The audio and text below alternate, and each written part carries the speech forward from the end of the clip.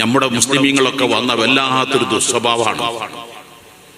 ഇവിടെയൊക്കെ മരിച്ചാല് മയത്ത് കാണാണ്ടോ ബരി നീ കാണാത്ത ആരെങ്കിലും ഉണ്ടോ എന്ന് ഇങ്ങനെ വിളിച്ച് വരുത്തല. എക്സിബിഷന് വെക്കണമായി ഉണ്ടോ.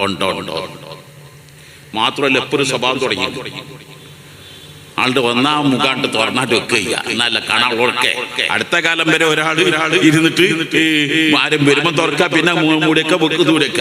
അപ്പൊ അത് തുടങ്ങിയിട്ട് അതും വേണ്ടല്ലോ, ഇങ്ങനെ ഇടങ്ങേറാകാൻ കയ്യടി. അപ്പൊ അടുത്ത് തുറന്നു വെക്കുക.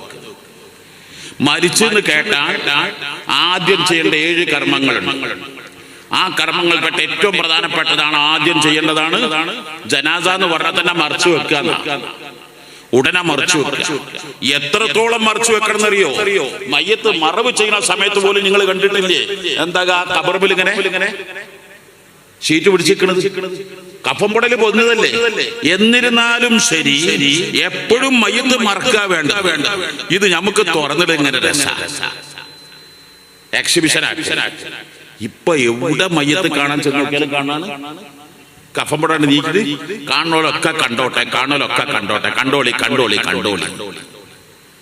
ഏതായിരുന്നാലും ഇസ്ലാം ഇതൊക്കെ പഠിപ്പിക്കുക. പക്ഷെ മുസ്ലിമീങ്ങൾക്ക് ഇതൊന്നും വേണ്ട. ആ ഡോക്ടർ മിനിയാന്ന് മരിച്ചു, ചൊവ്വാഴ്ച രാത്രി മരിച്ചു, ബുധനാഴ്ച രാവിലെ സംസ്കാര ചടങ്ങുകളൊക്കെ കഴിഞ്ഞു. അദ്ദേഹം പറഞ്ഞിരുന്നു പൊതുദർശനത്തെ വെക്കണ്ട. എന്നെങ്ങാനും പൊതുദർശനത്തിൽ വെച്ചില്ലെങ്കിലോ അത് കാണാൻ പറ്റാത്തതുകൊണ്ടാണ്. അത് നാവ് പുറത്തായിട്ടാണ്, ചുണ്ട് ഇങ്ങനായിട്ടാണ്. അതങ്ങനുണ്ട്, ഇതിങ്ങനുണ്ട്. ഇനി എന്തെങ്കിലും പറയാൻ ബാക്കിയുണ്ടോ പടച്ചോൻ?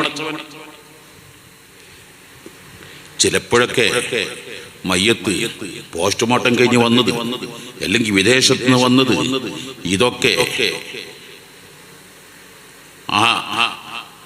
ഫ്രീസറിൽ നിന്ന് എടുത്തിട്ട് പുറത്തു വെക്കുക. അതെങ്ങാനും വികൃതമായിട്ടുണ്ടെങ്കിൽ എത്രമാത്രം അപകടം സംഭവിക്കും. ഇതൊന്നും നമ്മുടെ നാട്ടിലെന്തോ